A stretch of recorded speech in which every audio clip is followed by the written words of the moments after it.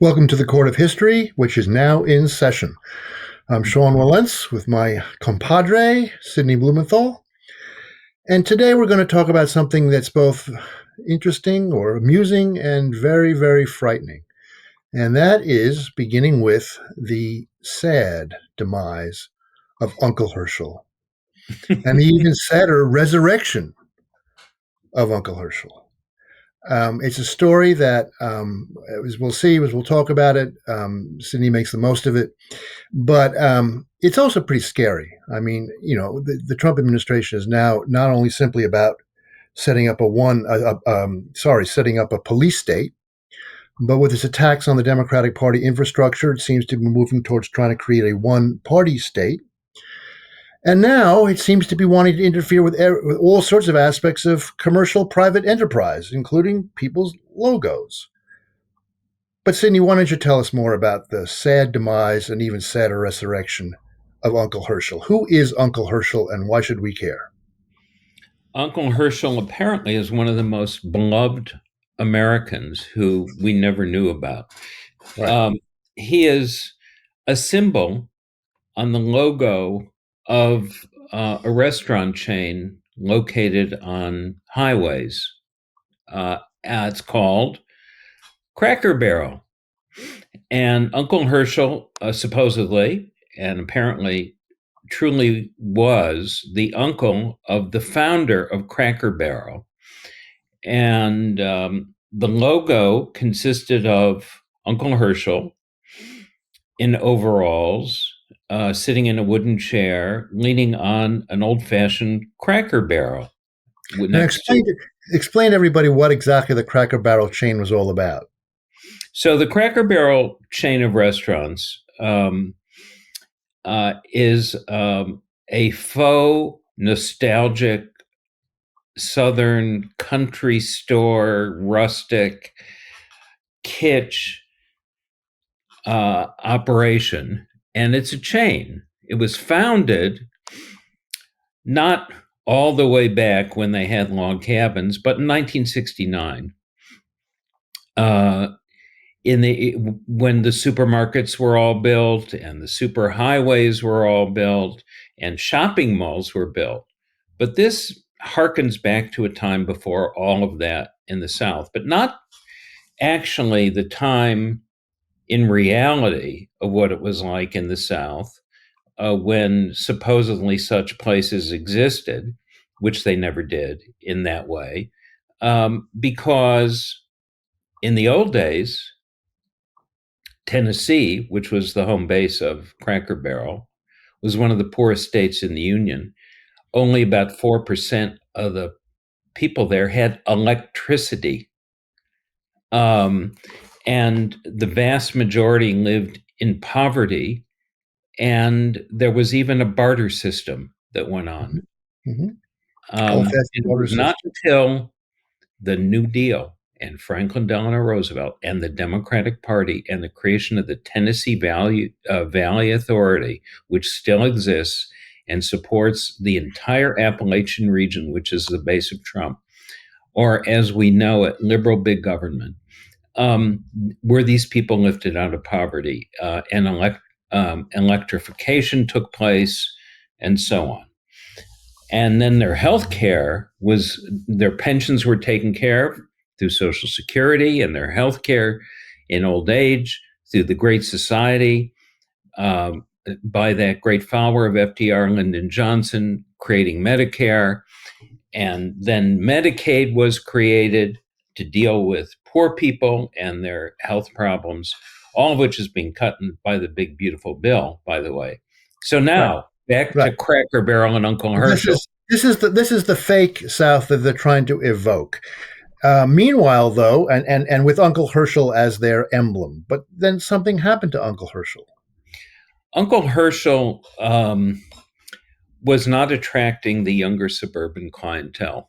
It was they were not particularly interested in this form of nostalgia, and they were drifting away from Cracker Barrel, even where they were located. And The cuisine has always stayed the same. It's, as they call it, home style cuisine, Right. which is not the Mediterranean diet, No, but no. more leaning towards chicken fried steak, mashed potatoes, and Right. gravy. Steak, mashed potatoes, your grandma's meatloaf. That's a big item, as I Yeah, remember. the old style meatloaf, and so on. Right. So the old timer, as he was called, Uncle Hershel, was run through the marketing department of Cracker Barrel because it's a company and their sales were going flat and they had a lot of competition from other restaurant chains. So they wanted to spruce things up. They wanted to look a little more modern. So Uncle Hershel was retired from the logo. They had a simpler logo. It's called refinement in corporate talk. Right. Right. And the insides of the place, which used to have dark wood walls, Right. like you were in a kind of cozy log cabin. A cozy, rotten, poor log cabin. Yes. So, Yeah, the sort of all place right. Abraham Lincoln fled from. Right. Exactly. Right. Right. Right. Um, Right. uh, uh, farm implements on the walls, pictures, framed pictures of anonymous American Gothic ancestors. Right. That sort of ambiance. Was that one the way of all flesh, or was that with the Well, cottage some of it cheese? did. The walls were whitewashed and Uh, a little more brightly lit. right. So what happened? Well, Yes. And then somebody took offense at all of this, right? yes. So this is just a marketing thing to get with a client base problem of a restaurant chain on the highways. This is the reality of what it is, and their problem was that a right wing social media mob, led by a few people who have what I would define as a Leninist Bolshevik strategy in the culture war, decided this was a perfect target for the culture war because it represented taking away Uncle Herschel um, and modernizing things a little bit, represented an attack on traditional culture by DEI and feminism and the gays The and whole woke package.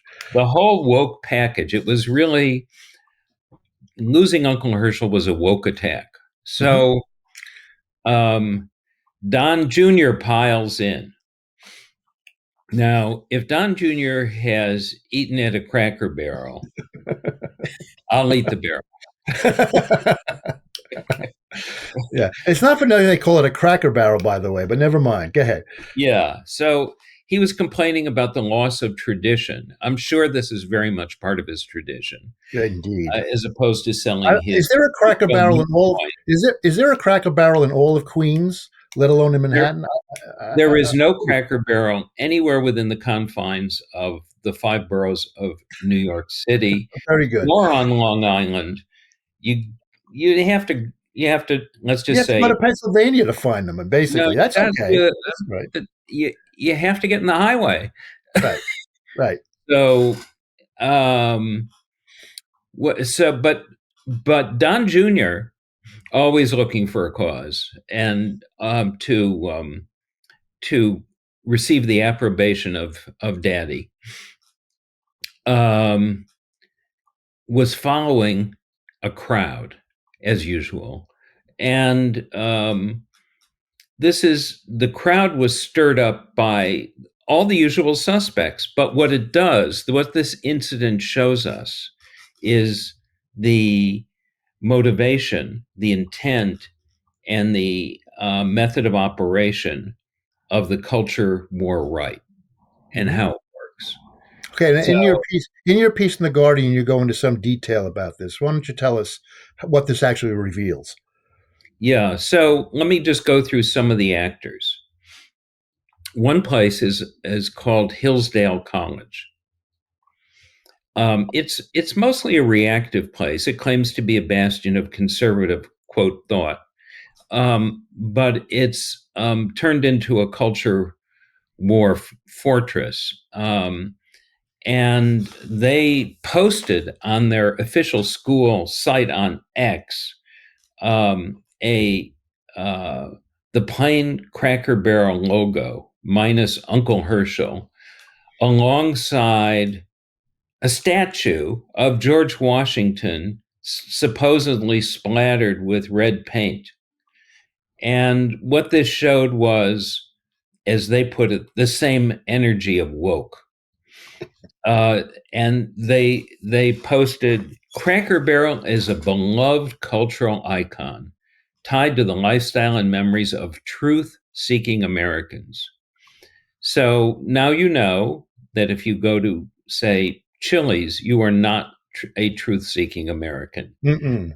No. Mm-mm. Let alone Olive Garden. Yikes. Right. Don Jr. had picked this up from a website called the Woke War Room online. And they placed the CEO's picture, who's a woman. What's her name? What's her name? What is her name? Let me look for her name. Her name is I don't. I'm losing it. Her name is Sorry, I didn't mean to give you a Julie spoiler. Marino, something like that. Okay. All right. And they posted her picture next to the rainbow logo of the LGBTQ plus alliance. Right. And that's because Cracker Barrel, after it tried to fire gays in the late 1990s, early 2000s, people suspected of being gay who were in the employ. Right. And they had to have a settlement with the Department of Justice for discriminating against blacks. Mm-hmm.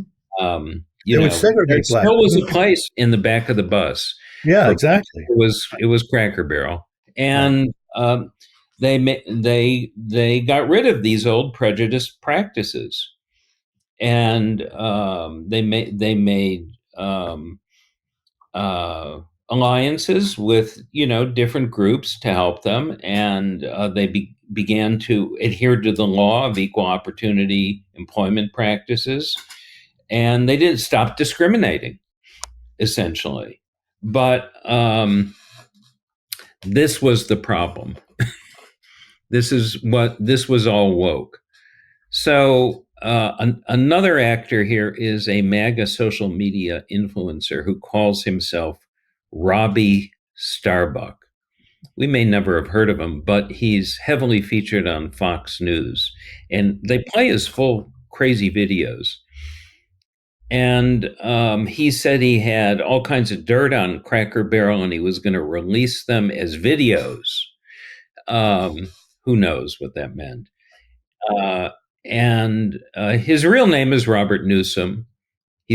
And he's not beloved by the Tennessee Republican Party, which denied him a ballot spot and said he was a bogus Republican. Nonetheless, Fox News loves him. And he went on Fox News calling Cracker Barrel a microcosm of the parasitic operating procedure of left-wing activists. I suppose he was referring to the meatloaf. And he's somebody who it calls up then and stirs up into the action one of the key cultural warriors of our time, a zealot named Christopher Rufo. And he has been a key advisor to Florida Governor Ron DeSantis in his crusades to ban books and attack the Walt Disney Company as woke and assail universities. And he is kind of in a triumvirate of influence as leaders of the culture war under Trump, with Stephen Miller, who's Trump's deputy chief of staff in charge of everything, and Russell Voigt, coming from Heritage Foundation's Project 2025, is now head of the Office of Management and Budget. And direct, and all self-styled commissars with a Bolshevik mentality. So Rufo's a very important character in this world. If you haven't heard of him, he's he's the proponent of what of a certain point of view that people on the right call long marcherism, referring to Mao Zedong's long march culminating in his Cultural Revolution. And Rufo has given speeches called Laying Siege to the Institutions. He said you have to be ruthless and brutal. We have to wage a narrative war. We have to defund things. And then Rufo spent more than a month in Hungary at the think tank called the Danube Institute. And what is the Danube Institute? It is closely aligned and funded by the authoritarian regime of Hungarian leader Viktor Orban. And Orban's regime provides a kind of blueprint of how to take power and impose authoritarianism, particularly for the right-wing culture war here, and how to do it. And Rufo drew what he called the culture war strategy from Orban and said you need a large state to do it and to use state power. And he worked alongside Heritage Foundation's Project 2025 and laid out what he called his counter-revolution blueprint of how to destroy all the institutions, public and private, in America, and take them over, and use federal funding to leverage it, and then impose their will on them and destroy basically their core missions and functions. So he said. So what did he have to do with Cracker Barrel? Well, he said at first, I dismissed the story as trivial. I don't know why. But then he said he'd never been to a Cracker Barrel, strangely enough. He was honest about all of that, true. Yeah, well, it's, that's... But then something, then the scales fell from his, there, yeah. But then as the scales fell from his eyes, as he saw what was really But then he saw that his Leninist insight enabled him to see that through the logo change, it was an underlying political story about wokeness and how he could wage a war against this. And as he put it, today it's Cracker Barrel, tomorrow it might be Pepsi, Target, or Procter & Gamble. So it's a way to learn how to attack corporations and get them to heel politically in all ways and change their practices. So he really gave the game away. He didn't take the conspiratorial fiction seriously, really. And the whole incident was just an instrument to bludgeon those designated as objective enemies in Stalinist language in order to create absolute power. And he revealed that in his conservative principles, the highest value is cynicism. And we learned he showed the Bolshevik mentality. And then who weighs in? Donald Trump himself, the president of the United States. The maximum leader. Maximum leader. Yeah. Pontiff Maximus. He weighs in on this crucial issue away from his, his golf game. And right. Well, and the Jeffrey Epstein cover-up. Don't forget that's something. That's the other thing. And creating as many distractions as possible to avoid release of the Epstein files. Right. So he says Cracker Barrel has to admit a mistake of course, then they can be a winner again. And he says, and remember, I made the United States of America the hottest country anywhere in the world. 1 year ago, it was dead. Good luck. So, all right. So immediately, Cracker Barrel runs up the white flag. They call the White House. They offer unconditional surrender. And the White House is very grateful. And the staff secretary for the cabinet working out of the White House praises them for restoring the old timer Uncle Hershel. And so smart, he says.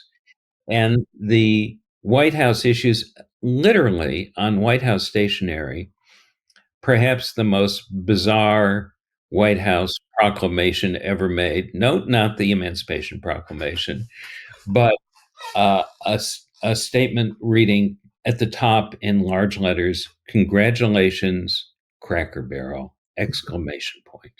Right.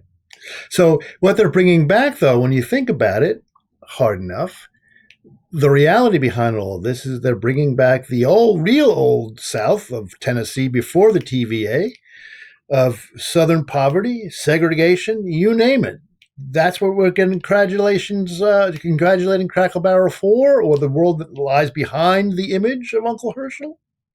Well, so on one level, they're upset that Cracker Barrel is changing its little theme park decor of the supposed Old South, Right. which was to begin with just concoction of false nostalgia, Mhm. but taken its own reality show Mhm. that Mhm. people could enter. And so uh, a this is a false campaign to restore false images, which are taken to be reality.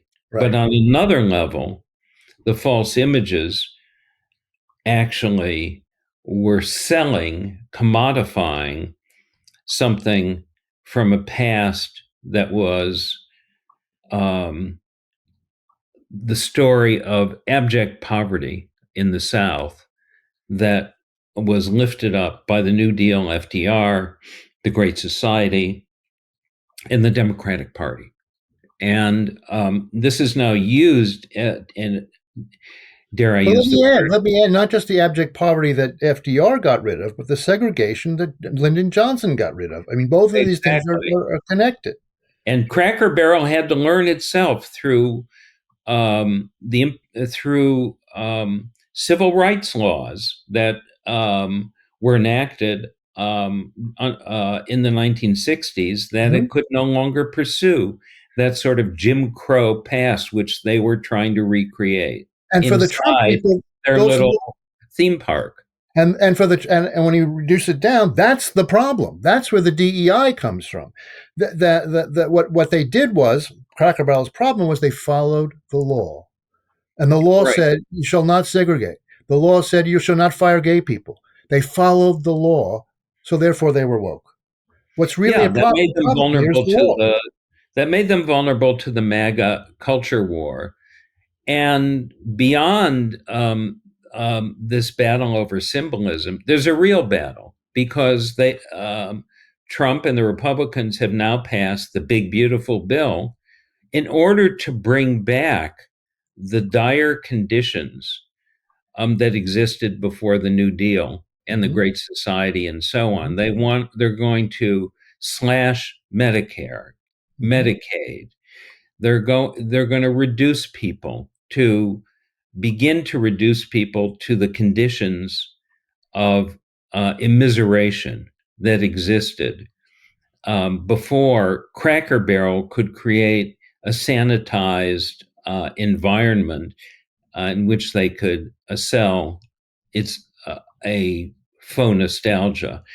So it's we're dealing with symbols, myth, images, and harsh reality from the deep past, and harsh reality that we are living through right now. Well put, Sidney. This is it started off funny, but it's anything but. But for now, the Court of History, on part of Sidney Blumenthal and myself, Sean Wilentz. We'll see you next time. The Court of History is now adjourned. Can't get your fill of Legal AF? Me neither. That's why we formed the Legal AF Substack.